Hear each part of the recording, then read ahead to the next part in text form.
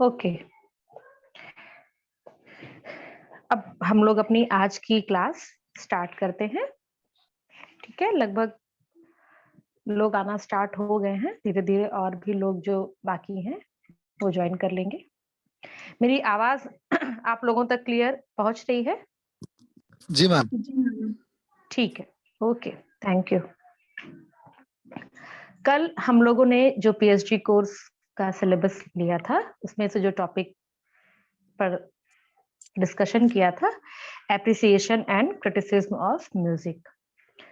आज हम लोग एक बहुत ही इम्पोर्टेंट जो है आपके लिए, स्टार्टिंग ही जिस चीज से होती है हमारे रिसर्च की, और उसमें बहुत सारी दिक्कतें भी आती हैं, स्कॉलर्स को परेशान होते हैं। सिनॉप्सिस, आप कैसे अपने सिनॉप्सिस को बनाएं, ये सिनॉप्सिस जो है वो क्या है, इसकी बनाने की आवश्यकता क्यों होती है, कैसे इसको बनाना चाहिए, किस प्रकार से, इस पर हम थोड़ा सा प्रकाश डालेंगे। फिर रिसर्च इन म्यूजिक, ये टॉपिक पर थोड़ा सा इस पर भी चर्चा करेंगे। ठीक है, तो आप लोगों को भी अभी सिनॉप्सिस बनाना होगा। कुछ लोगों ने उसकी प्रक्रिया को प्रारंभ भी कर दिया होगा। संभवतः कुछ लोगों को पता भी नहीं होगा कि बिल्कुल स्टेप बाय स्टेप हम इसे कैसे बनाएं, क्योंकि ये एक बहुत ही इम्पोर्टेंट है आपके पूरे रिसर्च टॉपिक को के लिए। तो इसको बनाने की जो विधि होती है, जो तरीका होता है, हमें उसे बिल्कुल प्रॉपर चैनल में करना भी चाहिए, बहुत जरूरी है ये। तो सबसे पहले हम ये जानते हैं कि सिनॉप्सिस क्या है। ठीक, तो सिनॉप्सिस का अगर हम हिंदी अनुवाद करें तो सिनॉप्सिस को हिंदी में कहते हैं शोध संक्षिप्तिका या शोध प्रस्ताविका या शोध रूपरेखा, इस तरीके के नाम से हम इसे संबोधित करते हैं। प्राय शोध संक्षिप्तिका ही कही जाती है। और एक तरीके से अगर हम ये समझें कि ये हमारे रिसर्च रिसर्च को हिंदी में हम शोध या अनुसंधान भी कहते हैं, तो उस रिसर्च का ये एक उपनाम होता है, सिनॉप्सिस। ठीक, एक तरीके से ये हमारे पूरे रिसर्च का जो है, पूरे टॉपिक का एक रफ डॉक्यूमेंट्स होता है जो हम तैयार करते हैं। ठीक है, जब आप अपनी सिनॉप्सिस तैयार कर लेते हैं और आप मीटिंग में जब आपका एडमिशन होता है, जो हमारे डीआरसी आरपीसी मेंबर बैठते हैं पैनल में, वो आपकी सिनॉप्सिस को देखते हैं। उस सिनॉप्सिस को देखने से कॉलेज के जो भी मेंबर उसमें बैठते हैं, उनको एक आइडिया लगता है कि आप कितनी क्षमता रखते हैं उस टॉपिक के प्रति, उस विषय के प्रति। आपको उस विषय में पूर्व में क्या जानकारी मिली थी, आप अपने रिसर्च को किस विधि से करेंगे, आपको इसी टॉपिक को लेने का क्या उद्देश्य था, आपका ये टॉपिक आगे आने वाले विद्यार्थियों के लिए कितना लाभकारी होगा, अर्थात इस विषय की उपादेयता क्या होगी। ये सारी चीजें आपके सिनॉप्सिस में मैटर करती हैं, आपको लिखना होता है। और उसी के आधार पर जो मेंबर वहां पे बैठे होते हैं, वो इस चीज का एक अनुमान लगाते हैं कि आप उस विषय से पूर्व में कितना परिचित हैं। तो इसीलिए हमें अपने सिनॉप्सिस को बहुत ही अच्छी तरह से प्रिपेयर करना चाहिए।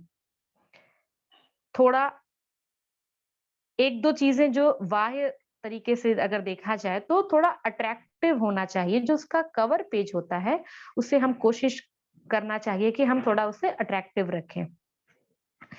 अब एक इम्पॉर्टेंट चीज, हम लोग जो टॉपिक लेते हैं सिनॉप्सिस बनाने के लिए, जरूरी नहीं है कि वो टॉपिक डिसाइड ही हो जाए हमारे रिसर्च के लिए, पर फिर भी काफी हद तक हम ऐसा मान के चलते हैं कि हमें उसी पर रिसर्च करना हो सकता है।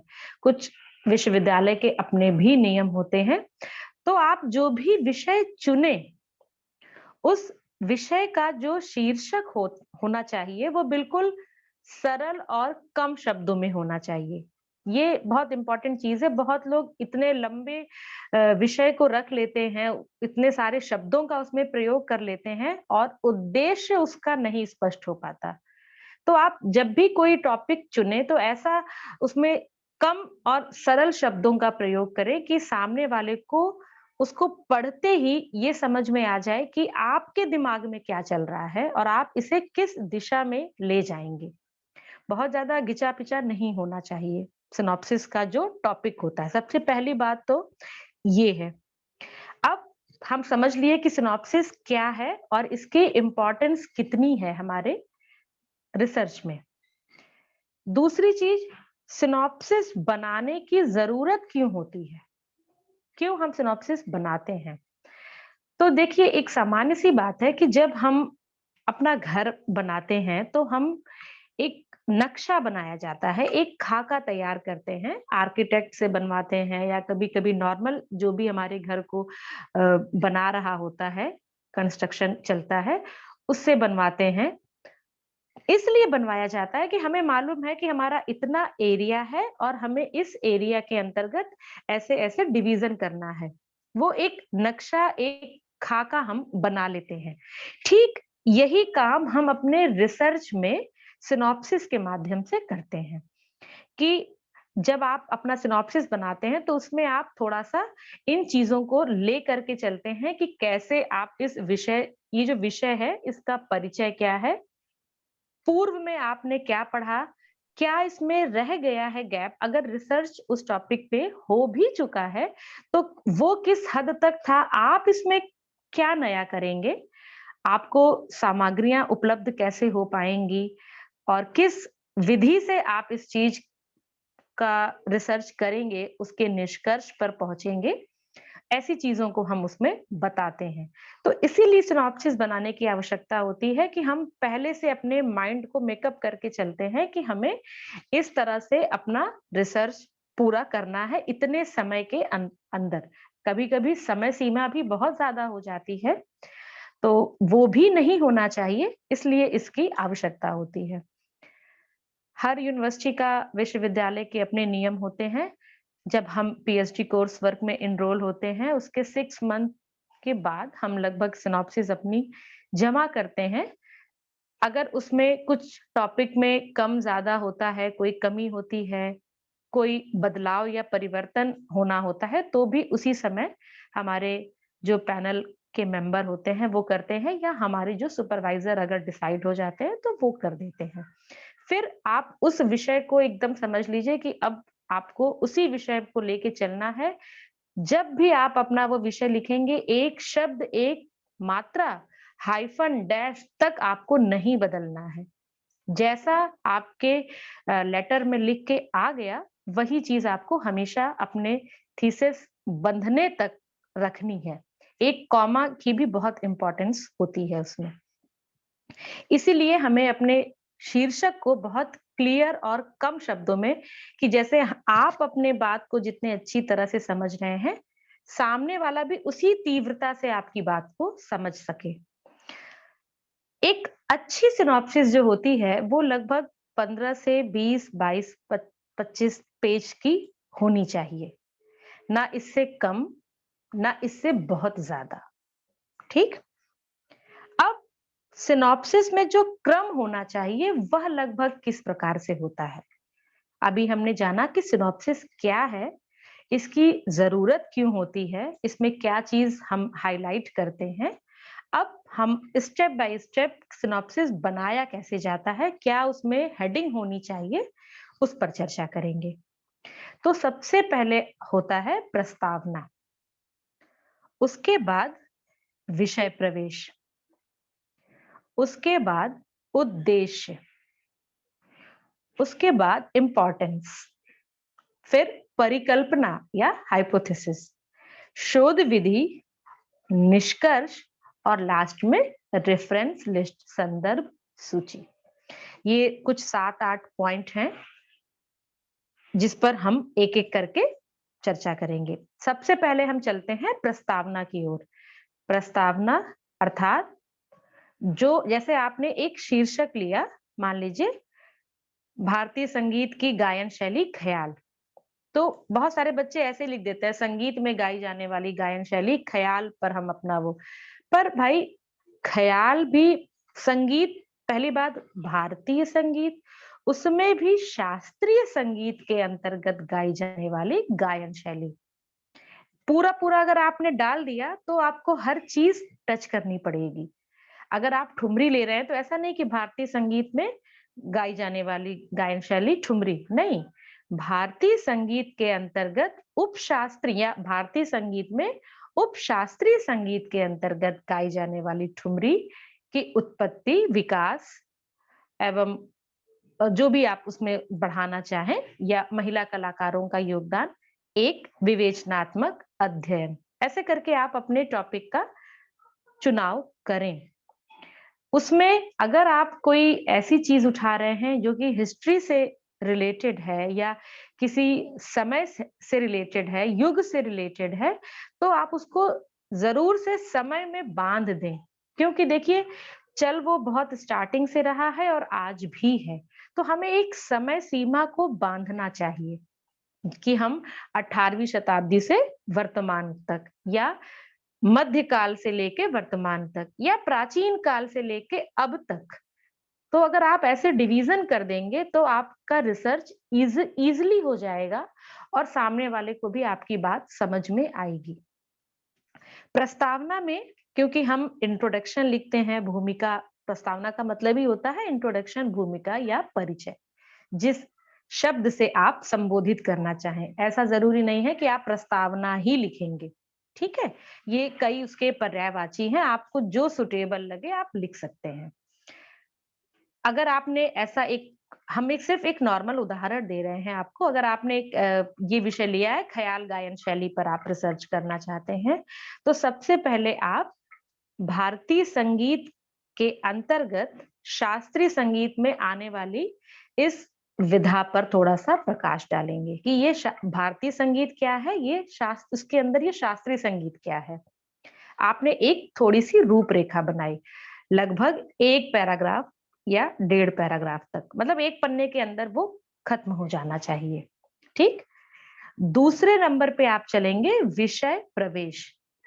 अब आप पहुँचेंगे, आपको क्योंकि ख़्याल पे करना है, तो अब आप सेकंड नंबर पे जाएँगे अपने ख़्याल की ओर, कि भाई उस शास्त्रीय संगीत के अंतर्गत गाई जाने वाली कई गायन शैलियाँ हैं, ध्रुपद, धमार, ख़्याल, तराना, चतुरंग, त्रिवट, मतलब ये सारी गायन शैलियाँ, भिन्न-भिन्न गायन शैलियाँ गाई जाती हैं, अब अपने विषय से उसको जोड़ेंगे, जिसमें कि सबसे ज़्यादा महत्वपूर्ण या प्रसिद्ध या लोकप्रिय गायन शैली ख़याल पर मैं अपना रिसर्च करना चाहता हूँ, जो भी आप लाइन एक पैरा बनाएँगे। फिर आप उसको अपने विषय से जोड़ेंगे, ठीक है? ये चीज़ जो होती है लगभग वह 2 से 3 पेज में चली जाती है, क्योंकि आपका वही मुख्य शीर्षक है। आप उसी के बारे में बताना चाहते हैं, रिसर्च करना चाहते हैं। वो मुख्यतः 2 से 3 पेज, साढ़े 3 पेज मतलब 2000 ढाई हज़ार शब्दों तक वह लिखा जा सकता है। उसमें से मेन चीज़ों को आपको लिखना है, बहुत ज़्यादा एक ही बात का बार-बार रिपिटेशन, पुनरावृत्ति नहीं होनी चाहिए, ठीक? अब एक और मुख्य चीज़ है उद्देश्य। आखिर आपका यही विषय चुनने का उद्देश्य क्या था? आपने इसी विषय को क्यों चुना? ये प्रश्न बहुत ज़रूरी है और इसके बाद भी अभी 1-2 प्रश्न आएँगे, एक मतलब टॉपिक या जो भी कह लीजिए, वो आएगा जो कि बहुत इम्पोर्टेंट है। ये पूछा भी जा सकता है आपसे कि आपने इसी विषय का चयन क्यों किया? तो आपको उस समय निरुत्तर नहीं होना है, आपके मन में इस बात को जानने की जिज्ञासा होनी चाहिए कि मैंने इसी विषय को क्यों चुना? तो सबसे पहले आप अपना उद्देश्य निश्चित कर लें कि आपके दिमाग में इस विषय को लेकर क्या चल रहा है? क्यों आपने इसी विषय को लिया और आप इसमें क्या बदलाव और क्या परिवर्तन करना चाहते हैं या क्या आप कर सकते हैं, क्योंकि अभी आप उस चीज को शुरू कर रहे हैं, पर शुरू करने से पहले भी हमें कुछ उसके लिए सोचना पड़ेगा कि हम क्या चाहते हैं। बहुत सारे बच्चे कुछ भी कभी-कभी ऐसा भी विषय उठा लेते हैं जिसका कि कोई उद्देश्य ही नहीं है। कुछ भी ले लिया और हम रिसर्च करना चाहते, ऐसा नहीं होना चाहिए। आप जिस विषय पर करना चाहते हैं, आपको उस विषय के बारे में पहले से जानकारी भी होनी चाहिए। आप बहुत सारे वेबसाइट पर आप जो वेब सर्च इंजन है, उस पर आप जाकर के देख सकते हैं, शोध गंगा वगैरह पर कि किस-किस विषय पर शोध हो चुके हैं और किस लिमिट तक हुए हैं। मतलब उस समय से लेके अब तक कितना गैप हुआ है, आपको उस गैप को फिल करना है। बहुत सारे प्रश्न उसमें आ गए, क्यों, कब, कैसे, कहाँ, ये सारे प्रश्न उससे संबंधित अगर होंगे आपके मस्तिष्क में, तो आपकी सिनॉप्सिस एक अच्छी सिनॉप्सिस मानी जाएगी। अब उद्देश्य के बाद हम चलते हैं इम्पोर्टेंस की तरफ। आपको उद्देश्य में आप ये भी मेंशन कर सकते हैं कि आपको इस विषय के बारे में पूर्व से क्या जानकारी है। मतलब आपने सर्च किया है अपने इंटरनेट पर, या आपको ये जानकारी है कि इस विश्वविद्यालय से इतने हद तक ये कार्य हो चुका है, पर मैं आगे ये चीज करना चाहती हूँ या करना चाहता हूँ। ठीक। चौथा, इम्पोर्टेंस, महत्व। आपका जो रिसर्च होगा कंप्लीट, तो इसकी उपादेयता क्या होगी? मतलब ये आगे आने वाली पीढ़ी के लिए कितना लाभकारी होगा? इससे उनको क्या लाभ मिलेगा? ये एक हल इस प्रश्न का उत्तर आपके पास ज़रूर होना चाहिए। आप ये बता सकें उस मीटिंग में या उस पैनल में, उस इंटरव्यू में कि आपने इस उद्देश्य से इस विषय को चुना है और इसकी इम्पोर्टेंस ये है कि आगे जाकर के हम ये चीज़ जो हमारा गैप है, फिल है, या जो जानकारी लोगों तक नहीं पहुँच पाई है, वो पहुँचेगी और छात्र-छात्राएँ लाभान्वित होंगे। ठीक? इसके बाद हम चलते हैं परिकल्पना, हाइपोथेसिस जिसे कहा जाता है। आपके दिमाग में ये चीज़ होनी चाहिए कि जो आप रिसर्च करने जा रहे हैं, वह आप किस प्रकार करेंगे। इसकी एक कल्पना, एक पिक्चराइज़ेशन कह सकते हैं, वो आपके माइंड में होनी चाहिए, ठीक है? कभी-कभी हमारी जो परिकल्पना होती है, वो हमारे रिज़ल्ट से मैच कर जाती है। और ज़रूरी नहीं कि परिकल्पना हर बार रिज़ल्ट से मैच ही करे, उसके लिए जो विधियाँ अपनाई जाती हैं, वही रिसर्च होता है। अभी हम आगे आपको और क्लियर करेंगे, बताएँगे। तो आपके दिमाग में एक ये होना चाहिए कॉन्सेप्ट कि आप अपना रिसर्च कैसे करेंगे। एक परिकल्पना होनी चाहिए, मतलब अगर कोई वैसा प्रैक्टिकल टॉपिक आपने उठाया है, तो आप इसके लिए साक्षात्कार करने जाएँगे। आपको मालूम है कि ख़याल गायक कौन-कौन से हैं, हमें इसके पास जाना है, होगा। हम अपनी एक क्वेश्चनेयर बना लेंगे, हम ग्रुप बना करके जाएँगे इंटरव्यू के लिए, मिलेंगे, है ना? इस तरीके से आप एक परिकल्पना करते हैं कि 4 से 5 साल में हम अपने रिसर्च को समाप्त कर देंगे, फिनिश कर देंगे। तो इस तरीके की चीज़ों को आप अपने दिमाग में लेके चलते हैं। अब मुख्य बिंदु एक और है, शोध विधि, रिसर्च मेथोडोलॉजी। इसमें आपको ये बताना होगा कि आप जो रिसर्च करेंगे, वो शोध प्रविधि के किस विधि के अंतर्गत आएगा, या आप अर्थात आप कौन से मेथड को अपनाकर अपना रिसर्च कंप्लीट करेंगे। जैसे कि प्राइमरी डाटा में अधिकतर इंटरव्यू और ये सारी चीज़ें आती हैं, क्वेश्चनेयर बेस होता है, इंटरव्यू होता है, आप एक शेड्यूल वगैरह बना लेते हैं, ये है आपका प्राइमरी डाटा। तो आप किस चीज़ का प्रयोग करके अपने शोध को कंप्लीट करेंगे, किस विधि को आपने अपनाया, ये आपको उसमें बताना होगा। फिर आप पहुँचेंगे निष्कर्ष पर। निष्कर्ष भी लगभग आधे पेज या 1 पैराग्राफ का होना चाहिए कि अब आपने ये देखा कि आपको जो भी फाइंडिंग मिला या क्या मिलने की संभावनाएँ हैं, उसे आप कंक्लूजन के तौर पर निष्कर्ष में लिखेंगे कि आप इस विषय को यहाँ से उठाए और हमने ये देखा कि हम पूर्व में इस पे क्या-क्या काम हो चुका है और हम ये नया करेंगे। इससे ये लाभ होगा, तो हमारा निष्कर्ष ये निकलता है। नेक्स्ट, रेफरेंस लिस्ट, संदर्भ सूची या ग्रंथ सूची, जो भी आप उसको नाम देना चाहें। उसमें आप विषय प्रवेश जब आप लिख रहे होते हैं, तो विषय प्रवेश में आप, जैसा कि मैंने बताया, आप बता सकते हैं कि इस पर ये काम हो चुका है, आपने ये पढ़ा। तो जो चीज़ें आपने पढ़ी हैं, जो चीज़ें आपने कहीं किसी बुक से एकदम वैसे ही एज़ इट इज़ उसकी पुष्टि करने के लिए उतार ली है लाइन को शब्दशः, तो आपको उसका रेफरेंस आखिरी में ज़रूर देना होगा कि ये लाइन आपने किस किताब के, किस चैप्टर के, किस पेज नंबर से ली है। खास करके बुक, उसके राइटर और पेज नंबर, इतना आपको वहां मेंशन करना होगा। संभवतः अगर आप कर सकते हैं तो आप प्रकाशन और उसका संस्करण भी जरूर लिखें।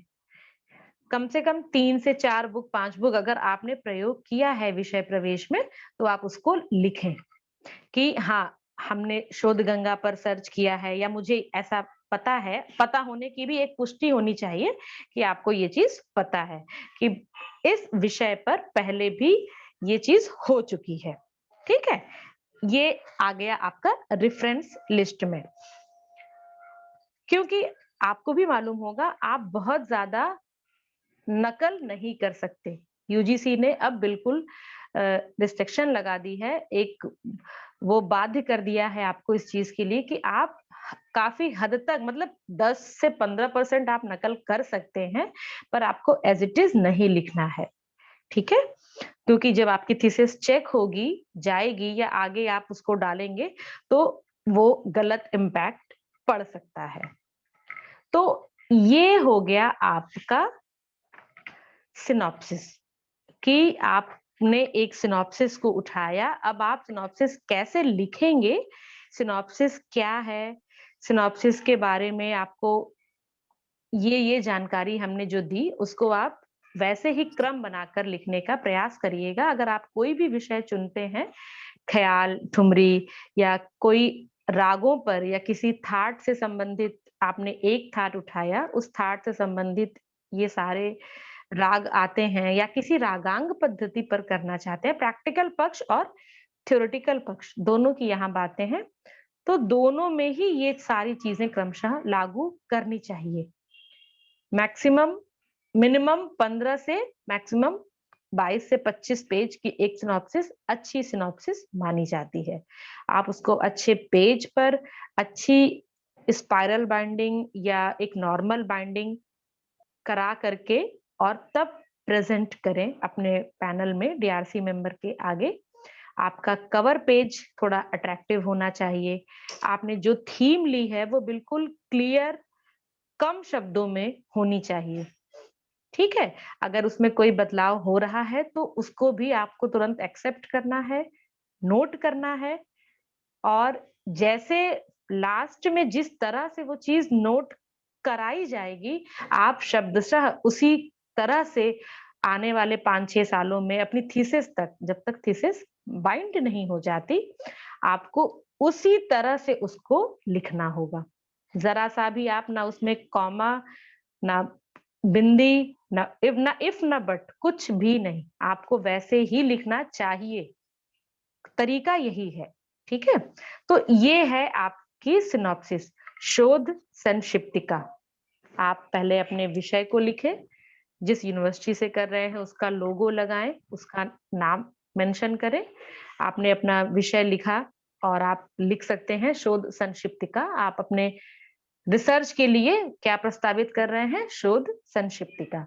एक तरफ आप अपना नाम लिखें, जो भी आपका एनरोलमेंट नंबर वगैरह, अगर आपको कुछ अभी तो नहीं मिला होगा या मिल गया होगा, तो आप वो सारी चीजों को उसमें मेंशन करते हुए, फिर नेक्स्ट पेज पे आप एक हेडिंग डालें, बड़ी सी प्रस्तावना, फिर आप उसके अंतर्गत चीजें लिखें। फिर एक नेक्स्ट पेज लिया आपने, विषय प्रवेश, फिर वहां से विषय प्रवेश लिखा। फिर आप इधर नेक्स्ट पे आए, आपने दिखाया उद्देश्य, इसका विषय का उद्देश्य क्या है। फिर आपका जब वो पेज खत्म हुआ, फिर आपने दिखाई उसकी इम्पोर्टेंस कि क्या है। फिर आप उसके बाद उसकी दिखाएँगे शोध विधि, आप किस विधि से अपने शोध को करना चाहते हैं।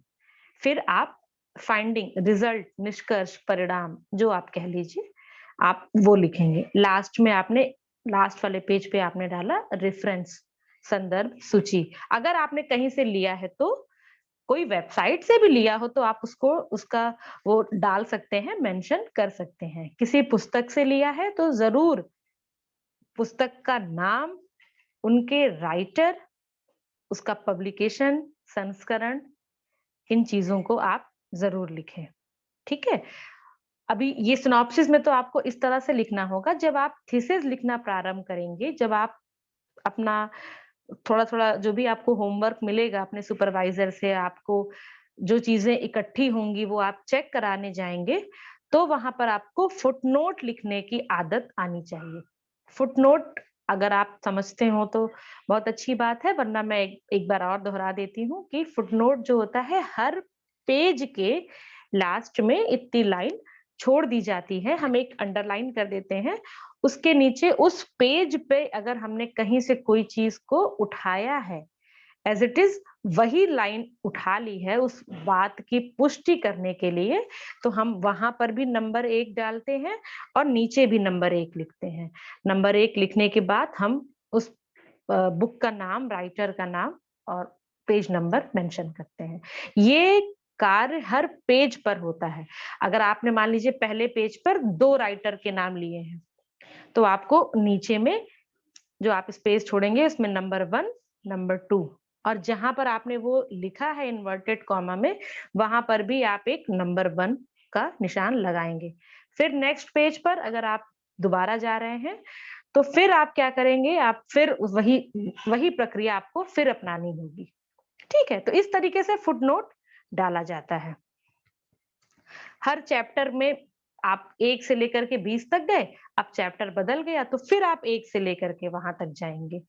लास्ट में आपने जितने भी रेफरेंसेस लिए हैं, वो किस बुक से लिखा है, उसको आपको आकरादी सूची में लिखना चाहिए। मतलब अल्फाबेटिकल जैसे हम लोग कहते हैं, आका मतलब ए से लेकर के लास्ट तक का जितना भी रहेगा, वो उस तरह से उठा करके आपको आखिरी में लिखना होगा। लिखने का भी कहीं-कहीं विश्वविद्यालयों में थोड़ा मेथड अलग होता है, वैसे संभवतः यही मेथड सब जगह अ, होता ही है।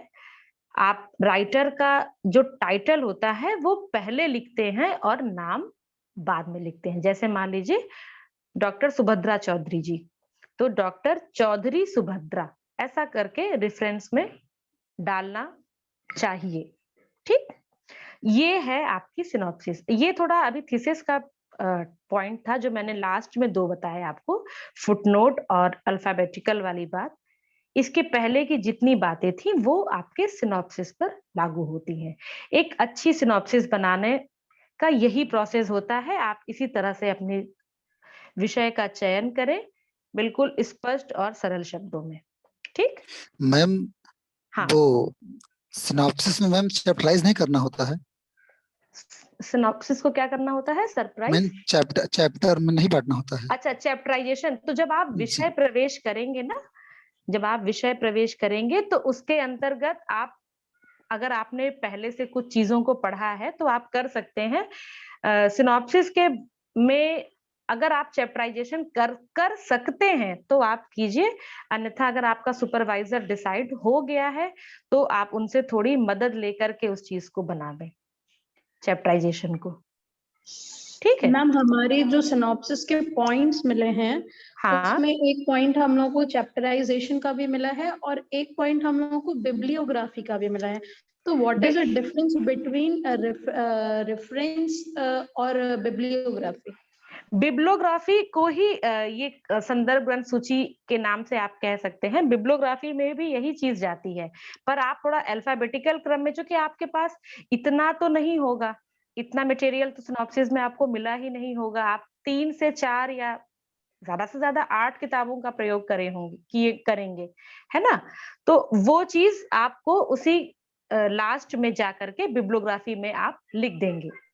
ओके मैम, ठीक। जैसे उससे रिलेटेड एक क्वेश्चन और था मैम, जैसे उससे हाँ रिलेटेड हमने हमारे पास बुक कंटेंट तो जितना मिला वो हमने नोट कर दिया, बट अगर हमने कोई शोध पत्र निकाले हैं रिव्यू करने के लिए और उनसे कुछ मैटर डाला है तो हम उन्हें भी डालेंगे अगर रेफरेंसिंग में। आप, हाँ बिल्कुल, अगर आपने कोई भी मैटर किसी शोध पत्र से लिया है, किसी आर्टिकल से लिया है, किसी इंटरनेट से भी लिया है, तो अगर आपके पास उसकी डेट, उसकी टाइमिंग कुछ भी मेंशन है, मतलब उसका नाम है पेपर का, चलिए कोई भी अधिगम या अनहद लोक करके अगर कोई मैगजीन में आपका आर्टिकल है, आप वहां से एज इट इज वही लाइन उठा रहे हैं, तो जी आप जी। उसको जरूर मेंशन करें कि पृष्ठ संख्या 27 अनहद लोग इशू या वॉल्यूम नंबर 21 जो भी अंक निकलते हैं, ओके। तो ये आप पूरी लाइन जरूर दें। हाँ, आप कह रहे हैं चैप्टराइजेशन के लिए आपको कहा गया है, ठीक, तो आप चैप्टराइजेशन जरूर करें।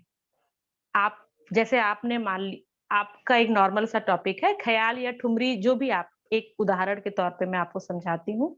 आपने लिया कि ख्याल गायन शैली का विकास या उद्भव 18वीं शताब्दी से लेके वर्तमान तक, ठीक है?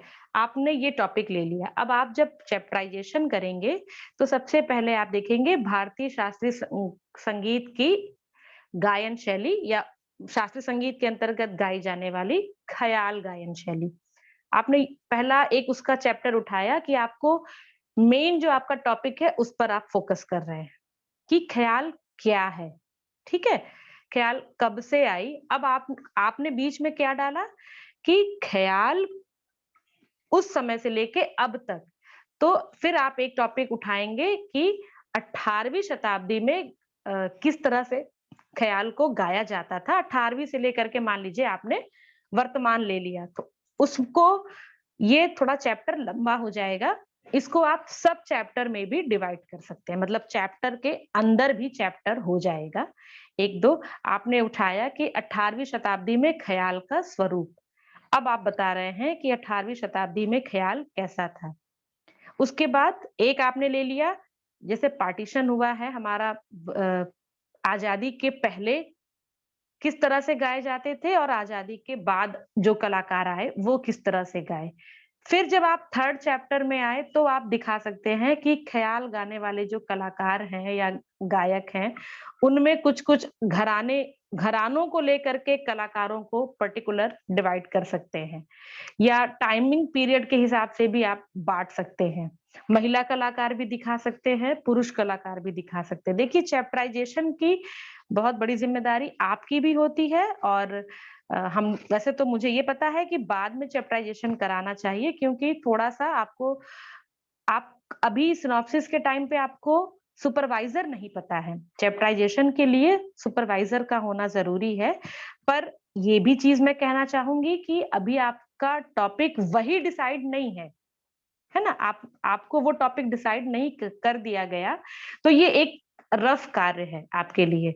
तो आपने जो भी टॉपिक लिया है, उसका चैप्टराइज़ेशन आप खुद करिए।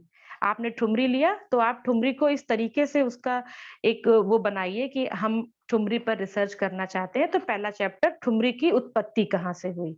दूसरा चैप्टर उसका विकास कैसे हुआ? विकास में हमने एक टाइम पीरियड बाँध लिया।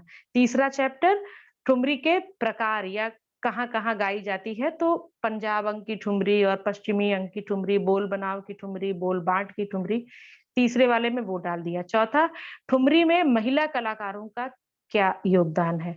ठुमरी का वर्तमान स्वरूप कैसा है?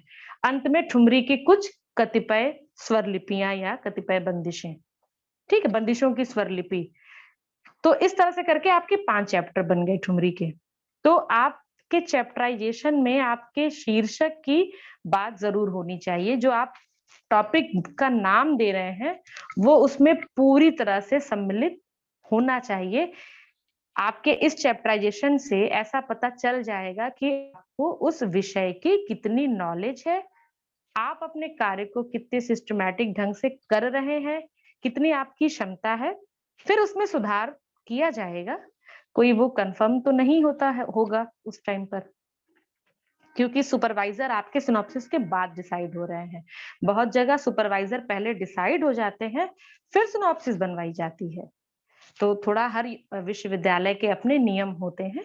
तो मैम ये अगर ट्रायल सिनॉप्सिस है, हमारी जो आरडीसी होगी वो हमारे प्री पीएचडी कोर्स के बाद फिर से होगी, उसमें जो टॉपिक हमारा होगा हम वो टॉपिक पे रिसर्च वो करेंगे। वो टॉपिक पे आप रिसर्च करेंगे। अभी आपको सिर्फ इसलिए एक टॉपिक दिया जा रहा है ताकि आप दिखा सकें, अपनी क्षमता को दिखा सकें, अपनी कैपेसिटी को, कि आपने एक रिसर्च करने के लिए क्या प्लानिंग की है और किस तरह से आप अपने रिसर्च को रिजल्ट देंगे।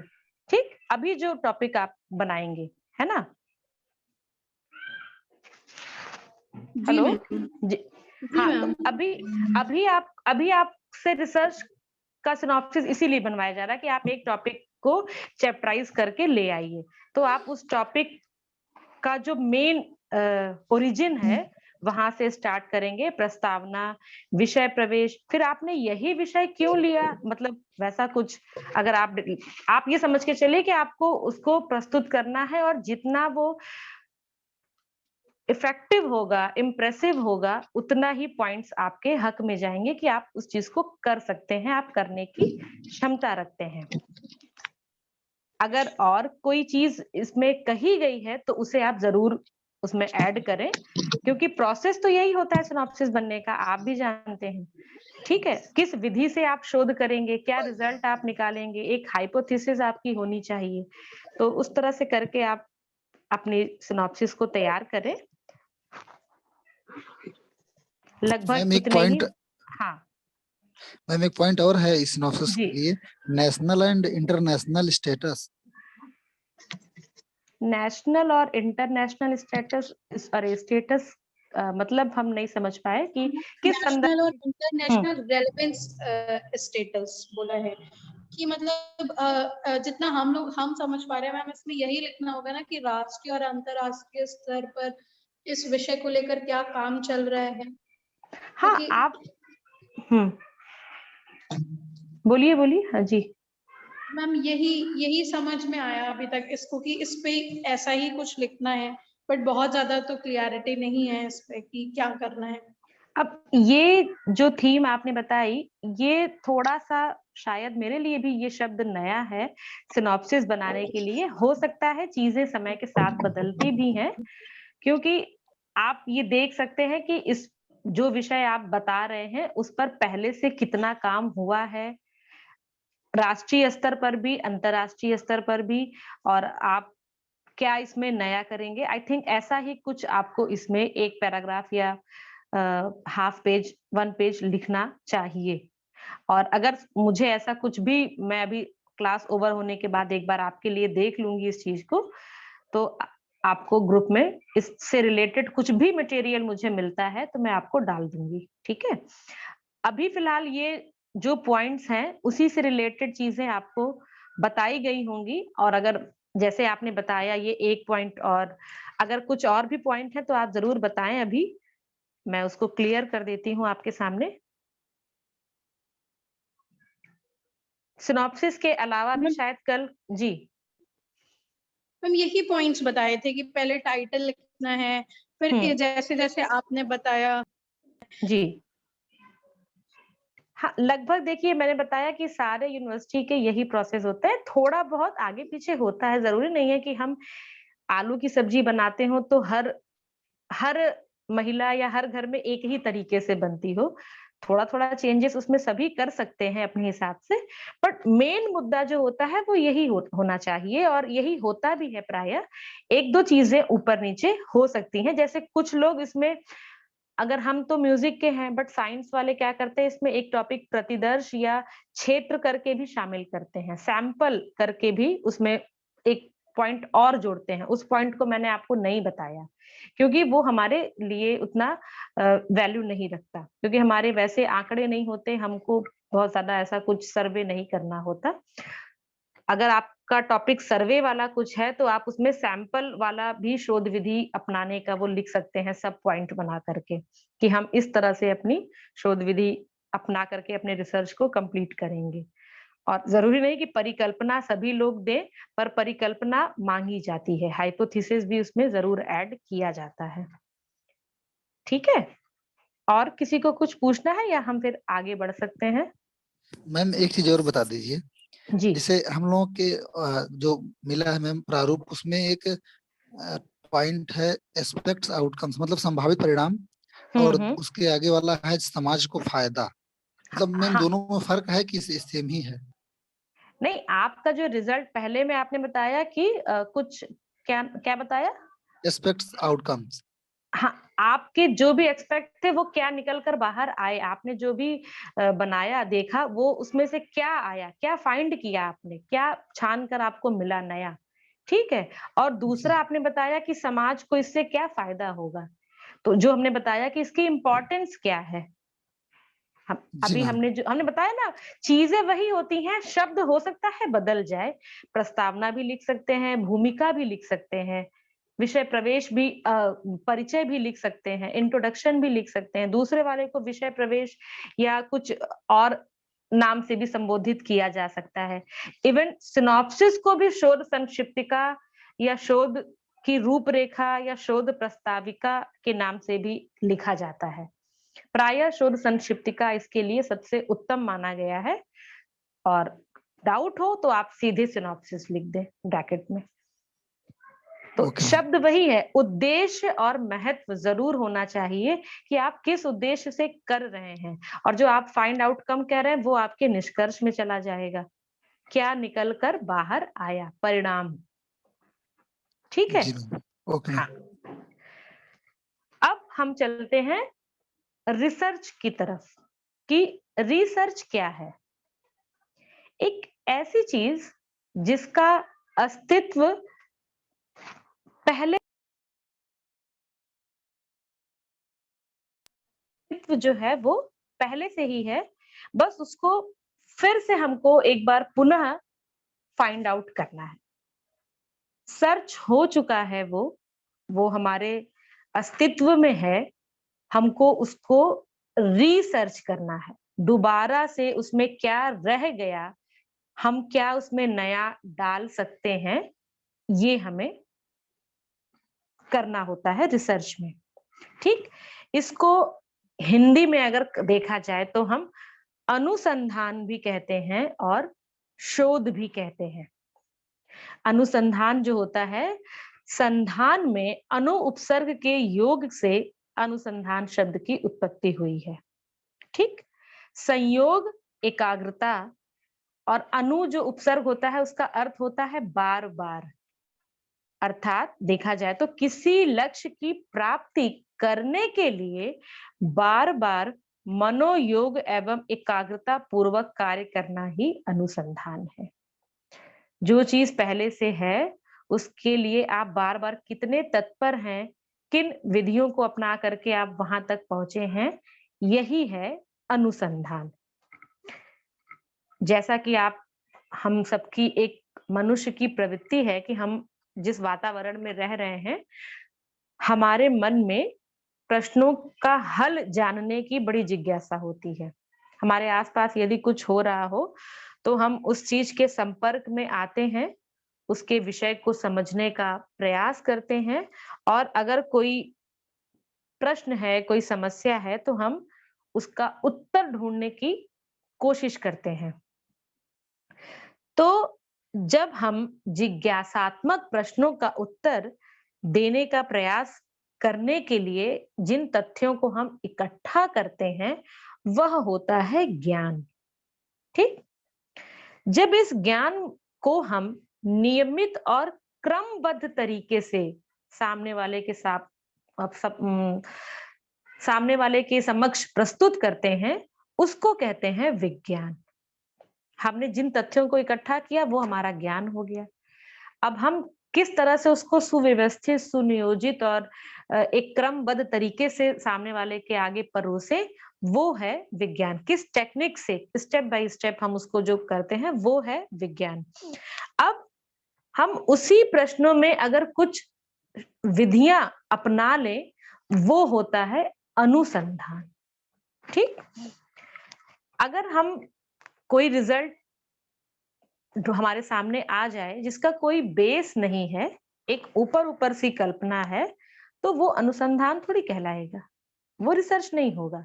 रिसर्च क्या होता है? रिसर्च के लिए हमें वैज्ञानिक तौर पे या एक ऑथेंटिक हमारे पास रीजन होना चाहिए, कुछ हमें ऐसी चीजों का पता होना चाहिए जिससे हमारा जो रिजल्ट निकल के आ रहा है वो एक बेस हो, उसका एक आधार हो, तब हम उसे अनुसंधान कहेंगे। किसी भी चीज को हमने माना और हो गया, ऐसा थोड़ी होता है, वो अनुसंधान नहीं है। तो ये अनुसंधान की एक छोटी सी परिभाषा है। और रिसर्च जो होता है, रिसर्च का फुल फॉर्म भी है, अगर आपको ना पता हो मैं आपके साथ ये शेयर करना चाहूंगी। RESEARCH, ये है रिसर्च की स्पेलिंग। तो रिसर्च के हर एक शब्द का पूरी परिभाषा में वर्णन निहित है। R जो है stands for rational way of thinking, अर्थात तार्किक ढंग से चिंतन करना। आर का मतलब हुआ rational way of thinking. E expert and exhaustive treatment, अर्थात अनुभव एवं परिश्रम के साथ कार्य करना। एस जो है सर्च फॉर सॉल्यूशन, समाधान।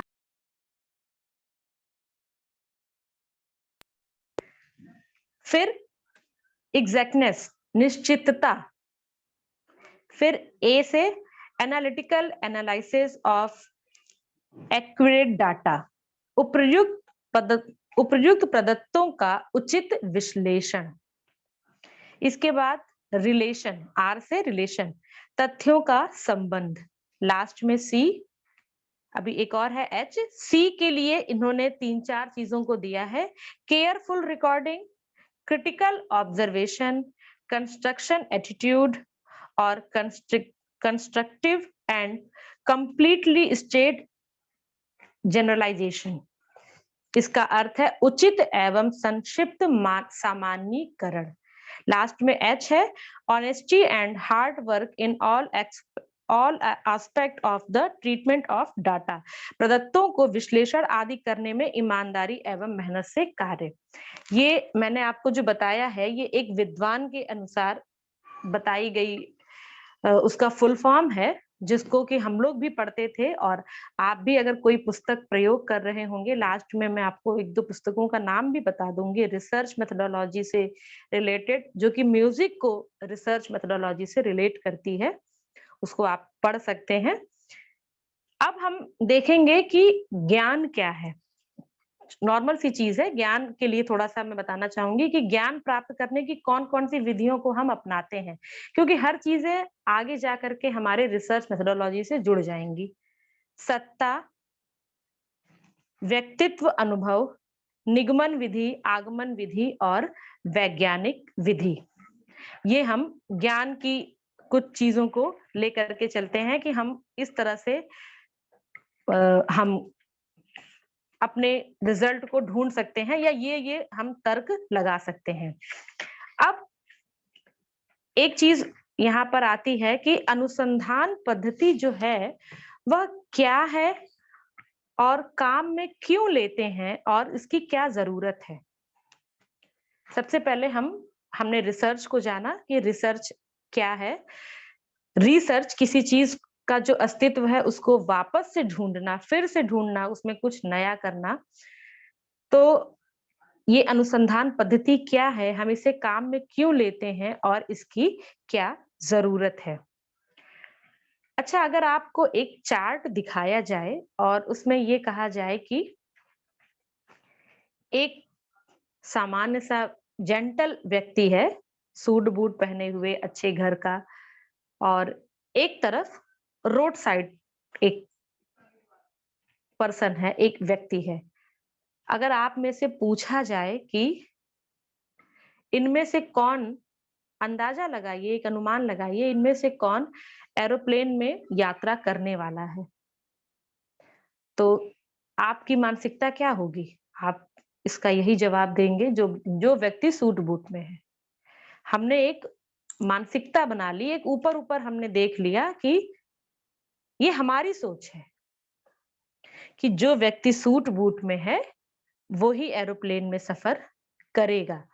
हम सिर्फ उसकी वेशभूषा को देख करके ये रिजल्ट निकाल रहे हैं। तो हमारा ये रिजल्ट जो है वो कोई भी आधार पर बेस नहीं है। इसी तरह से अनुसंधान में भी अगर हमने सिर्फ बाह्य वेशभूषा को देख करके ये मानसिकता बनाई है तो हमारा रिजल्ट कोई साइंटिफिक बेस पर नहीं माना जाएगा, क्योंकि ये हमारा मानना है, ऐसा हम सोचते हैं। लेकिन सही क्या है, उसका तर्क क्या है, ये एक निश्चित हो करके जब रिजल्ट आता है तो उस रिजल्ट को हम अनुसंधान कहते हैं।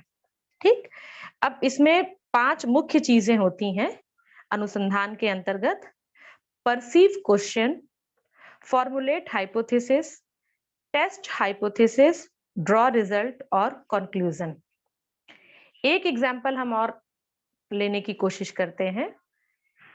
मैंने आपको लाइन से बताया परसीव क्वेश्चन, दूसरा फॉर्मुलेट हाइपोथेसिस, फिर टेस्ट हाइपोथेसिस, चौथा ड्रॉ कंक्लूजन और लास्ट में ड्रॉ रिजल्ट और लास्ट में कंक्लूजन। ठीक।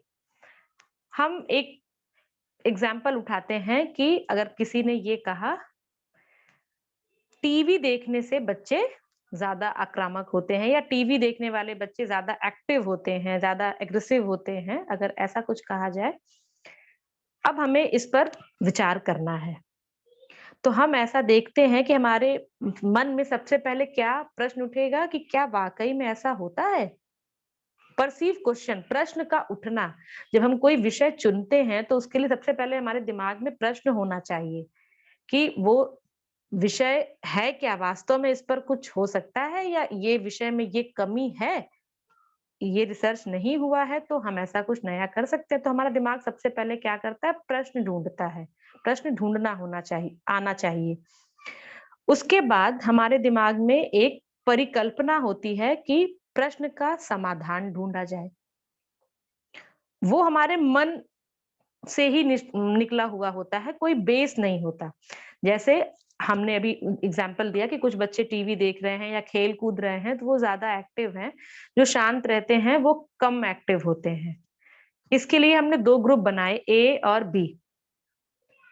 10-10 बच्चों को, 20-20 बच्चों का चयन कर लिया। चयन के बाद भी हमने क्या देखा कि अरे हाँ, सच में जो बच्चे खेल कूद रहे थे वो ज्यादा एक्टिव थे और जो खेल कूद नहीं रहे थे वो ज्यादा एक्टिव नहीं थे। तो क्या हुआ, हमारा रिजल्ट जो है वो हमारे हाइपोथेसिस से मैच कर गया। ये सिर्फ परिकल्पना है, हमने कोई विधि नहीं अपनाई इसके लिए। ठीक है। तो इस आधार पर जो रिजल्ट निकला वो रिजल्ट अनुसंधान नहीं कहलाएगा। अगर हम इस रिजल्ट के लिए कुछ चीजों का इस्तेमाल कर रहे हैं तो वो अनुसंधान के अंतर्गत आएगा, क्योंकि ये एक परिकल्पना है, हाइपोथेसिस। हमने ऐसा सोचा था और चांस की बात है कि रिजल्ट भी वही आ गया निकल के। तो परिकल्पना होती है, कभी कभी परिकल्पना मैच भी कर जाती है, कभी कभी मैच नहीं भी करती है। ठीक है। तो इस तरीके की चीजों को हम रिसर्च के अंतर्गत लाते हैं कि रिसर्च जो है वो इसी प्रकार से किया जाता है। अब जब हम रिसर्च करते हैं तो हमारे अंदर सबसे पहले जो एक प्रश्न उठता है कि हम अपना विषय क्या चुनें, क्या टॉपिक हमारे रिसर्च का होना चाहिए। तो ये बहुत इंपॉर्टेंट बात है कि आपको आपके विषय का जब चयन करना हो तो उस समय आप बड़े ही एकाग्रचित होकर के जो भी विषय आप चुने उसके लिए कुछ निम्न बातों का आपको ध्यान रखना चाहिए। सबसे पहली बात कि उस विषय में जो टॉपिक आप ले रहे हैं आपकी रुचि होनी चाहिए। इंटरेस्ट बहुत जरूरी है उस विषय के लिए। अगर आप ख्याल ले रहे हैं तो आपका ख्याल में इंटरेस्ट होना, अगर आप ध्रुपद भी ले रहे हैं तो आपका ध्रुपद में इंटरेस्ट होना चाहिए। अगर आप कोई सर्वे वाला टॉपिक उठा रहे हैं, मान लीजिए कोरोना टाइम में कैसे ऑनलाइन शिक्षा पद्धति कितनी कारगर साबित हुई, ऐसा कोई विषय उठा रहे हैं तो आपको उतना सर्वे करने के लिए आपको आनंद आना चाहिए। ऐसा नहीं कि आप साक्षात्कार लेने में ही आलस कर रहे हैं कि अब कौन जाए साक्षात्कार लेने। तो जिस चीज में आपका इंटरेस्ट हो, आपकी उत्सुकता हो, ऐसे ही विषय का चयन करें, सबसे पहली बात। दूसरा ये देखिए कि विषय की उपयुक्तता भी है कि नहीं। कभी-कभी बच्चे ऐसा विषय चुन लेते हैं जिसकी कोई उपयुक्तता नहीं होती। मतलब कि आपको ये पता होना चाहिए कि हम जो चीज़ कर रहे हैं वो वाक़ई में नहीं हुई है और हम इसमें कुछ नया कर सकते हैं। कुछ बदलाव या कुछ परिवर्तन कर सकते हैं। उस विषय को आप चयन करिए। तीसरा, विषय की उपादेयता क्या है? अगर आप चुन भी लिए, कुछ नहीं भी हुआ है, तो इससे लाभ क्या होगा? ये भी ज़रूरी है आपके लिए। फिर समस्या के चुनाव का मानदंड, जो भी आप विषय ले रहे हैं, उस विषय से संबंधित कुछ चीज़ों पर आपको अ, पता होना चाहिए, आपको मालूम होना चाहिए कि इस पर सामग्री जो है वो उपलब्ध हो पाएगी या नहीं। लिखित सामग्री हो या साक्षात्कार जैसा कोई विषय हो, तो कोई साक्षात्कार देने वाले भी गुणीजन या गुरुजन हैं या नहीं। हम जो विषय चुन रहे हैं वो थोड़ा नवीन और मौलिक हो। बहुत ज़्यादा ब्रॉड भी नहीं चुनना है, लेकिन बहुत ज़्यादा संकुचित भी नहीं, थोड़ा-सा नवीनता लिए हुए हो और हमारा जो विषय है, वो वैज्ञानिक शोध के लिए उपयुक्त है कि नहीं, मतलब उसमें जो भी हम विधि अपनाएँगे, संगीत के लिए भी कुछ विधियाँ होती हैं, ज़रूरी नहीं कि शोध प्रविधि की सारी विधियाँ हर एक सब्जेक्ट पर लागू ही हो, सबके अपने-अपने कायदे कानून हैं, ठीक है? फिर हमारा विषय कितना महत्वपूर्ण है, हम जो विषय चुन रहे हैं उसमें पहले से कितना काम हो चुका है, इन सभी बातों का हमें थोड़ा ध्यान रखना चाहिए। इसके बाद ही आप अपने विषय का चयन करें, ठीक? ये मेरी तरफ से एक आपके लिए टॉपिक था कि आप जो भी विषय चुन रहे हैं, अभी नहीं, जब आप फाइनली चुनेंगे, तो भी आप उसमें ये चीज़ ज़रूर देखें कि आपकी रुचि कितनी है उस विषय में। आपको पहले से कितना पता है, आपको मटेरियल भी मिल पाएगा या नहीं। कभी-कभी ऐसा होता है, हम ऐसा विषय ले लेते हैं कि मटेरियल नहीं मिलता। फिर हमारे अथक प्रयासों के बाद, जैसे हमने एक पुस्तक पढ़ी, जब मैं खुद रिसर्च कर रही थी, आप सभी जानते हैं इस गायन शैली को जिसकी मैंने चर्चा की है, उस पर बहुत ज़्यादा मटेरियल नहीं मिलता है। पुस्तकों में भी 1 या 2 पन्ने की ही बातें होती हैं और उसी बातों का रिपिटेशन हर बार होता है, हर जगह होता है। तो जब इंटरव्यू देने वाला भी कोई नहीं है, बहुत ज़्यादा गाया नहीं जाता, बहुत देर तक गाने की क्षमता नहीं है इस गायन शैली में, तो आपको ढूँढने में समस्याएँ होंगी। फिर जब आपको कोई चीज़ मिलती है, तो जब आप उसका फुटनोट देखते हैं या पीछे से संदर्भ ग्रंथ सूची देखते हैं, तो आपको उसमें से 4 किताबें और मिलती हैं। फिर जब आप उन 4 किताबों के को ढूँढ लेते हैं, उनमें फिर आप जब रेफ़रेंस देखते हैं, पीछे से बिब्लियोग्राफ़ी देखते हैं, तो फिर आपको 4 किताबें नई मिलती हैं। ठीक? जब आप संदर्भ ग्रंथ सूची लिखें, अगर मान लीजिए 4 ही 6 हैं आपके पास, तो कोई बात नहीं, लेकिन अगर आपके पास हैं अच्छी संख्या में, तो आप कोशिश करिए कि पुस्तक की एक अलग लाइन बनाइए, पत्रिकाओं की एक अलग लाइन बनाइए और ये जो वेब सर्च इंजन है, इनकी एक अलग लाइन बनाइए। मतलब 3 कैटेगरी बना लीजिए संदर्भ ग्रंथ सूची के लिए भी। जैसे अगर लघु शोध प्रबंध से किसी की कोई बात ली है, तो उसमें हेडिंग डाल दीजिए लघु शोध प्रबंध से लिया है। शोध प्रबंध से लिया है, शोध प्रबंध और लघु शोध प्रबंध में फ़र्क होता है। डिसर्टेशन और थीसिस, ठीक है? डिसर्टेशन और थीसिस में फ़र्क होता है। एमफिल के बच्चे जो जमा करते हैं लास्ट में, उसको डिसर्टेशन कहते हैं, लघु शोध प्रबंध। और पीएचडी के बच्चे जो जमा करते हैं स्कॉलर्स, उन्हें कहते हैं शोध प्रबंध, ठीक है? तो आप एक कैटेगरी भी बना सकते हैं अगर आपके पास ज़्यादा मात्रा में रेफरेंसेस हैं तो, ठीक है? तो हम यहाँ पर यही चर्चा कर रहे हैं कि जब आप अपना विषय चुनिए तो इन बातों को बहुत अच्छे से ध्यान में रखिए। तब आप अपने विषय का जो भी चयन करेंगे वो बहुत एक सिस्टमैटिक तरीके से आप उसको रिसर्च भी करेंगे, कितना उसमें काम हुआ है, कितना आप करना चाहते हैं। अब थोड़ा-सा रिसर्च की तरफ अगर हम बात करें, तो जो म्यूज़िक है, उसमें जो रिसर्च होता है, तो संगीत के शोध की भी 2 धाराएँ हैं। एक है प्रैक्टिकल और एक है थ्योरेटिकल। शास्त्र और अ, प्रयोग, ठीक? हम जो भी धारा लेंगे, उसे हम अच्छी तरह से पहले समझ लें। ये ज़रूरी तो है कि अगर हम संगीत के विद्यार्थी हैं, तो दोनों ही चीज़ों में हमारी पकड़ होती है, होनी भी चाहिए, पर कभी-कभी किसी का झुकाव किसी एक पक्ष की ओर ज़्यादा होता है। हम शास्त्र पक्ष की ओर अगर हैं, तो हम वैसा ही विषय हमें चुनना चाहिए, हमें फिर राग की ओर या प्रयोग की ओर बहुत ज़्यादा इस नहीं करना चाहिए। ये भी चीज़ है कि शास्त्र और प्रयोग दोनों एक-दूसरे से कहीं न कहीं जुड़े भी हैं, तो इस जुड़े होने के कारण संगीत में जो भी शोध प्रविधि अपनाई जाएगी, वो अपेक्षित ही होगी, ठीक? किसी भी शोध का जो एक सामान्य उद्देश्य होता है, वो होता है हमारे ज्ञान को आगे बढ़ाना। हम अपने ज्ञान हम आज जिस जगह हैं, वहाँ से हमें आगे ही बढ़ना है और आगे बढ़ने के लिए जिन शोध प्रविधि को हम अपनाते हैं, वही होती है अनुसंधान पद्धति।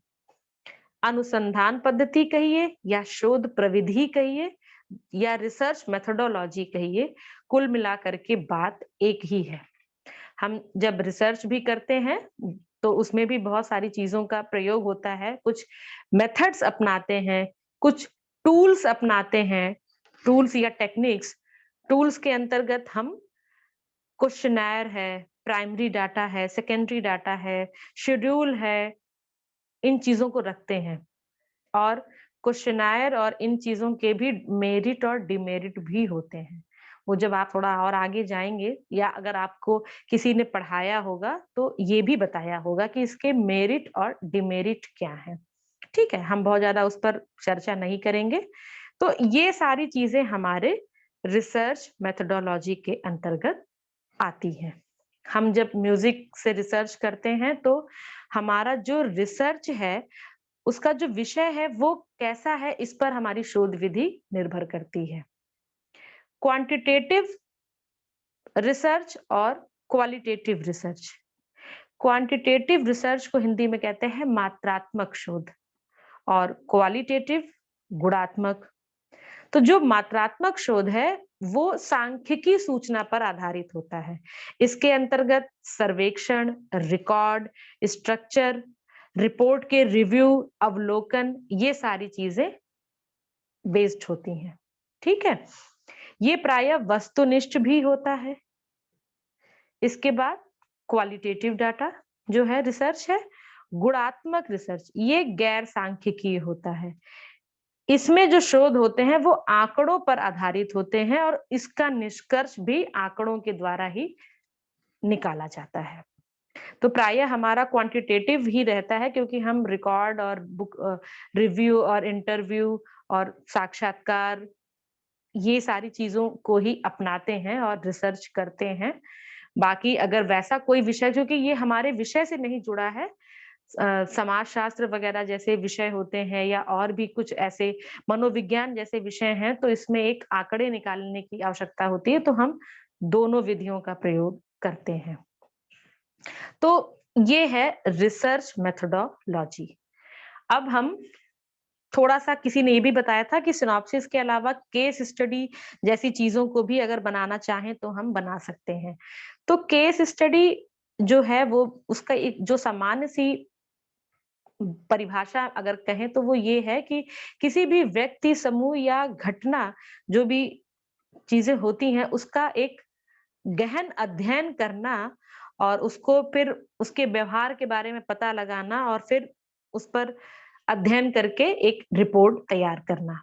ये है केस स्टडी। चीज़ें इसमें भी यही फॉलो होती हैं।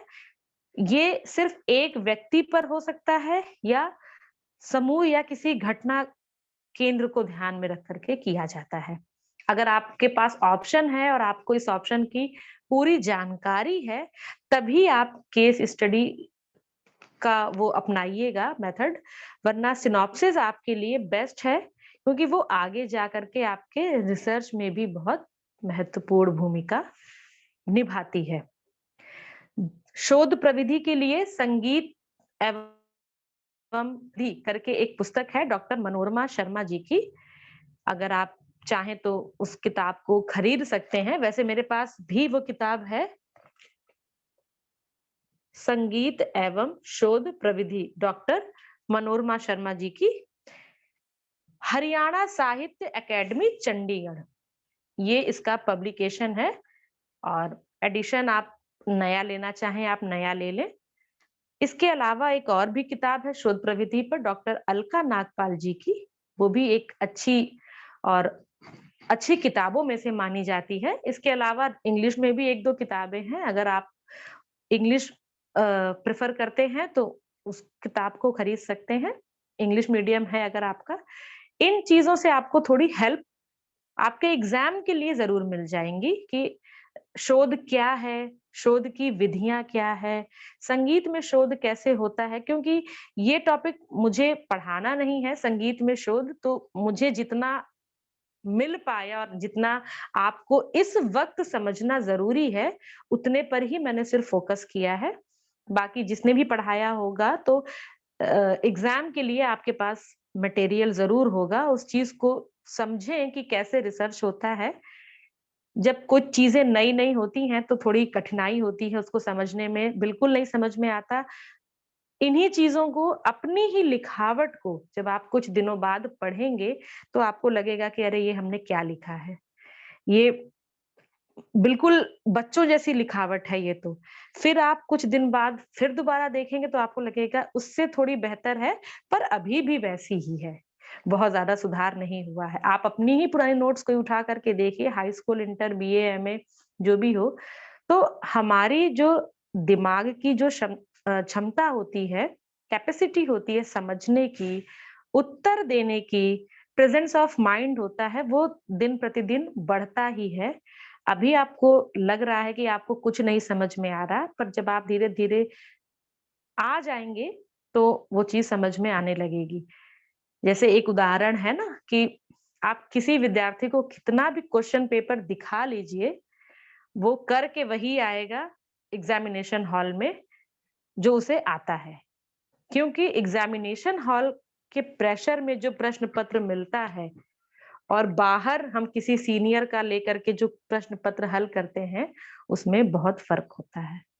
जब तक आप उसमें उतरेंगे नहीं, उस अनुभव से आप खुद नहीं गुज़रेंगे, आप हम क्या, कोई भी टीचर आपको समझा लेगा, तो कहीं न कहीं कमी उसमें होगी, क्योंकि जो अनुभव है, वो भी उसमें जुड़ जाता है कुछ समय के बाद।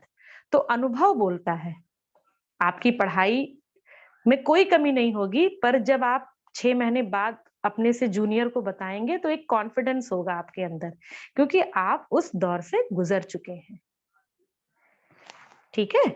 मुझे लगता है कि आपको समझ में आना चाहिए, कुछ ना कुछ तो ज़रूर आया होगा सिनॉप्सिस के बारे में। और रिसर्च का टॉपिक किस तरह से चूज़ करिए, चयन करिए, सिनॉप्सिस कितने अच्छे तरीके से तैयार करनी चाहिए और क्यों करनी चाहिए, इसकी ज़रूरत क्या है?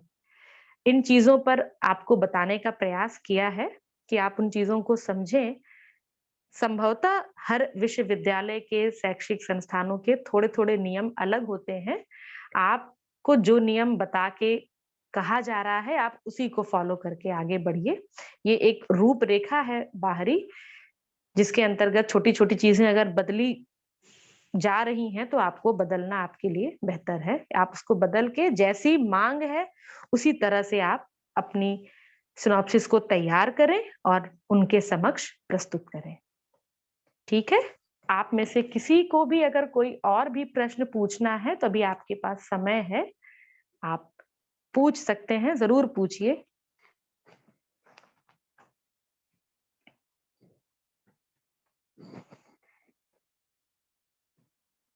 क्या आप लोग मुझे सुन पा रहे हैं? जी मैम। आप राहुल जी हैं? नहीं मैम, मैं आलोक कुमार हूँ। अच्छा आलोक जी, जी बताएं।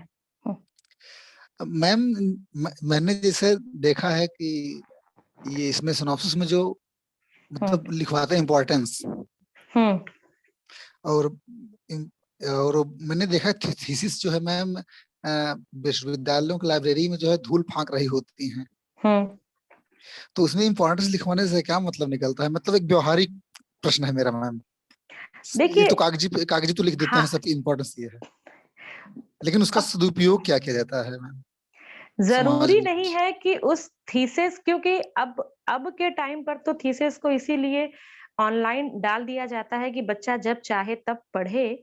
पुराने समय में, अब अगर एक छोटी सी बात कहें तो क्या हर किताबें आपने पढ़ी होंगी? आपको जिस किताबों की जरूरत होती है आप वही किताब पढ़ते हैं।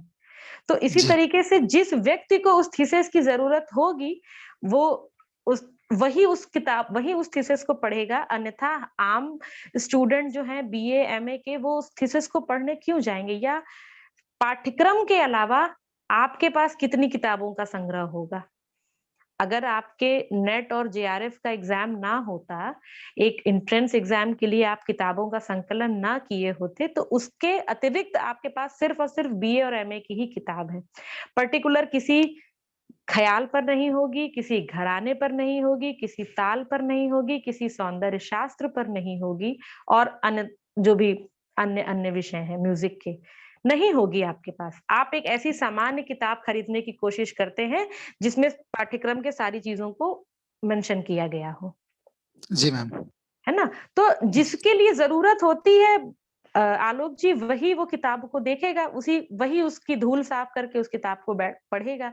आप जब कोई टॉपिक ढूँढेंगे रिसर्च के लिए और उस पर रिसर्च हो चुका होगा, तो आप वहाँ ज़रूर पहुँच जाएँगे और आप उसमें से देखेंगे और आपको बहुत उसमें अच्छी चीज़ें मिलेंगी, अगर उसने इम्पोर्टेंस दी है। इसीलिए अब क्या करते हैं लोग, थीसिस के बाद अपनी थीसिस को बुक फॉर्म में कन्वर्ट करते हैं। क्योंकि थीसिस लाइब्रेरी में है, वहां आम आदमी नहीं पहुंच सकता, स्टूडेंट ही पहुंचते हैं जिनके पास लाइब्रेरी कार्ड होते हैं। अगर दुकानों पर है, शॉप पर है, पब्लिकेशन में है, तो वहां और भी स्टूडेंट, फिर भी हम जैसे या और जो पढ़ने के शौकीन होते हैं, संगीत प्रेमी कलाकार, वो पहुंच जाते हैं। तो ये एक छोटी सी बात है। इम्पोर्टेंस इसलिए लिखनी जरूरी है कि अगर आप इम्पोर्टेंस लिखेंगे नहीं, तो उस समय वो कैसे वैल्यूबल होगी? मान लीजिए ये तो बाद की बात है, पर उस समय तो उसकी वैल्यू दिखानी पड़ेगी ना। बाद में तो किसी भी चीज की कोई वैल्यू, आज जो कपड़ा आप पहने हैं, वो कपड़ा आप 10 साल बाद क्यों पहने थे उस समय आपको नहीं पता होगा, पर उस समय आपने सबसे अच्छा ही सोच के पहना होगा कि हम सबसे अच्छे लगे। बस जी एक मैम। ये एक व्यवहारिक सा ही उत्तर है, जैसा आपका प्रश्न था। Okay ma'am.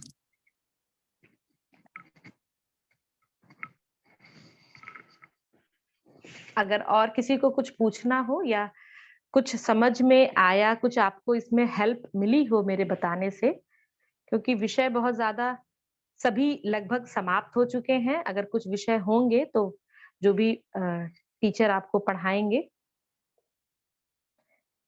बाकी सिनॉप्सिस कैसे, how to prepare your synopsis, research methodology, उसके प्रकार क्या है, कैसे होने चाहिए, क्यों होता है, क्यों बनाया जाता है, इन चीज़ों पर मैंने थोड़ा-थोड़ा आपको बताने का प्रयास किया है।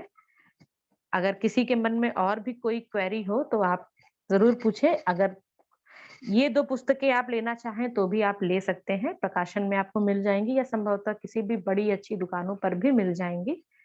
अदरवाइज़ यूट्यूब पे और गूगल पे भी बहुत सारी चीज़ें पड़ी हैं, उससे भी आपको हेल्प मिल सकती है।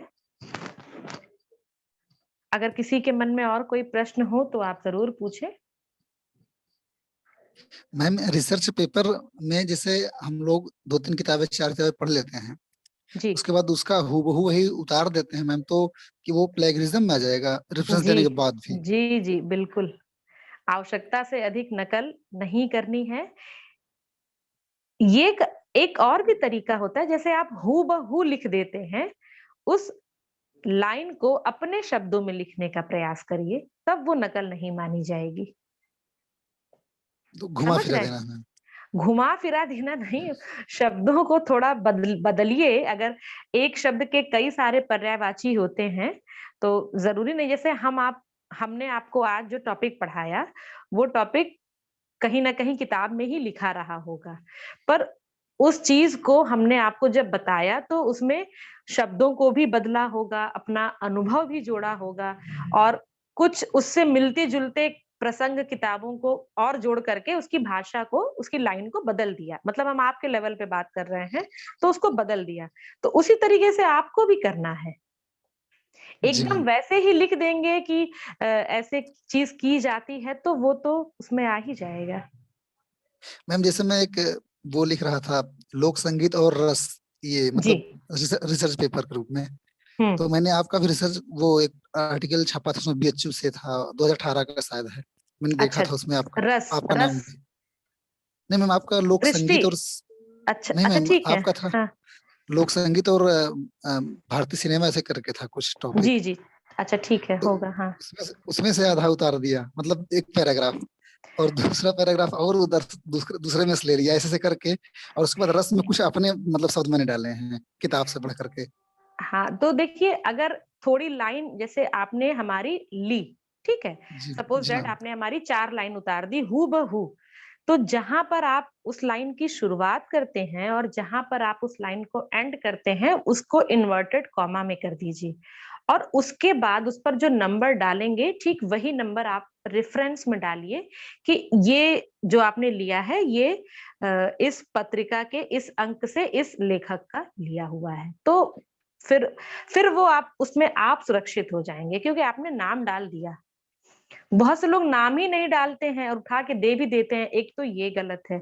दूसरा, आवश्यकता से अधिक चीज़ों को उठा-उठा के देना, जैसा कि यूजीसी ने बिल्कुल बाध्य कर दिया है, एक तरीके से बंद कर दिया है कि अब हम 10-15% से ज़्यादा नहीं नकल कर सकते, तो वो उसकी श्रेणी में भी नहीं आएगा।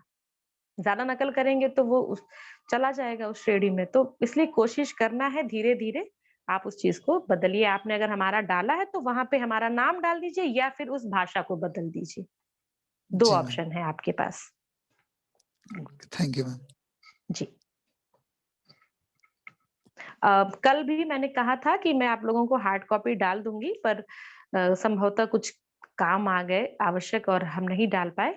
आज ज़रूर से उस चीज़ों को, जो भी नोट्स हैं आपकी, आज की भी कंप्लीट हो गई क्लास, तो दोनों सारी ही नोट्स को मिला कर के हार्ड कॉपी आपको मिल जाएगी। आप जिससे अपने कार्य को आगे बढ़ाएँ। कोई भी डाउट या कोई भी क्लैरिटी में कोई अगर कमी हो तो आप एक बार रिस्पॉन्स ज़रूर करिएगा, बताइएगा कि मैम फिर से भेज दीजिए, क्योंकि एक ऑफलाइन क्लास और ऑनलाइन क्लास में थोड़ा फ़र्क हो जाता है, आप भी इस चीज़ को महसूस कर रहे होंगे। तो अगर कोई इसमें नहीं बात समझ में आ रही है, तो आप निसंकोच उस चीज़ के लिए पूछ सकते हैं। Okay ma'am. मैम ग्रुप में मैंने आपको ऐड कर दिया है। जी, जी, मैंने देखा, लेकिन कुछ व्यस्तता थी, चूँकि यूनिवर्सिटी के एग्ज़ाम भी चल रहे हैं कॉलेज में और भी बहुत सारी चीज़ें हैं, उसी बीच में क्लास भी लेनी है, तो चीज़ें तैयार हैं, बस ग्रुप तक नहीं पहुँची हैं, शेयर नहीं हुई हैं। पहुँच जाएँगी आप तक। ठीक है, आप एक बार उसे चाहे तो रिमाइंड करा दीजिएगा, ज़रूर पहुँच जाएँगी। आज की भी और पिछली जो भी हमारी 5 क्लास और हो चुकी है, जो-जो टॉपिक मैंने पढ़ाए हैं, ख़्याल, ध्रुपद, धमार, गज़ल, गीत, फ़िल्मी गीत और फ़ोक म्यूज़िक फ्यूज़न जो था, सॉरी, फ्यूज़न पर, और appreciation and criticism of music और how to prepare your synopsis and research methodology, ये सारी चीज़ों की हार्ड कॉपी आपको प्रोवाइड करा दी जाएगी। किसी और के मन में भी कोई प्रश्न हो तो पूछ सकता है, और अगर कुछ भी समझ में आया हो तो भी बता सकता है कि आपकी कुछ कन्फ्यूज़न थी जो क्लियर हुई इस क्लास से। जी मैम, सिनॉप्सिस बनाने का जो तरीका आपने बताया मैम, इससे हम लोगों को बहुत ज्यादा क्लैरिटी हो गई, क्योंकि इसके पहले मतलब इतनी बढ़िया तरीके से जो है किसी ने भी नहीं बताया, और मैम ये क्लास भी नहीं चली थी हम लोगों की सिनॉप्सिस के लिए। अच्छा, कि चलिए कैसे तो कैसे प्रिपेयर किया जाए। वो तो आपका जो है, हमने मैम से भी बोला था, शुभम मैम से भी, कि मैम से बोलिएगा कि हम लोग रिसर्च और मेथोडोलॉजी और ये सिनॉप्सिस के बारे में जरूर बताएं। तो आपको उन्होंने मुझसे सिर्फ काफी मिला। सिनॉप्सिस के ही बारे में कहा था, रिसर्च मेथोडोलॉजी के बारे में कुछ नहीं कहा।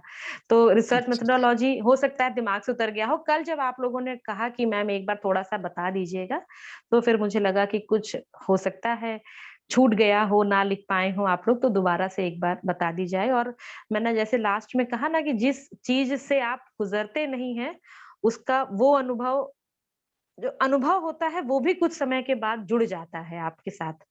तो जब आप सिनॉप्सिस बना लेंगे और जमा हो जाएगी और अच्छी सिनॉप्सिस बन के जमा होगी, मुझे ऐसा यकीन है, तो आपको फिर बिल्कुल आप कॉन्फिडेंट हो जाएँगे और आप अपने जूनियर को तैयार करेंगे कि देखो ऐसे नहीं, ऐसे करना है।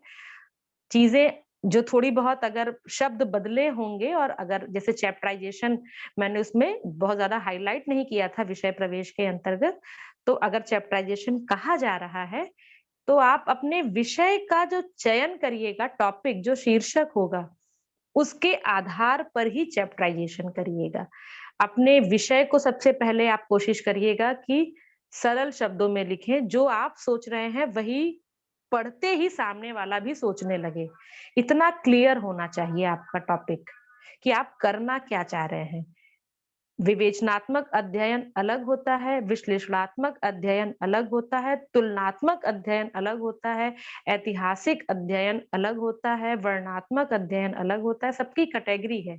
आप किस कैटेगरी से अपने रिसर्च को आगे बढ़ाना चाहते हैं, वो आपको उसमें मेंशन करना होगा। जैसे बहुत से लोग रिसर्च का नाम लिखते हैं तो फिर लास्ट में कोलन 2 डॉट दे करके आगे लिखते हैं ना, एक विवेचनात्मक अध्ययन। जैसे जी जी। तराना चतुरंग त्रिवट एक विवेचनात्मक अध्ययन या ध्रुपद और धमार गायन शैली एक तुलनात्मक दृष्टिकोण से, है ना?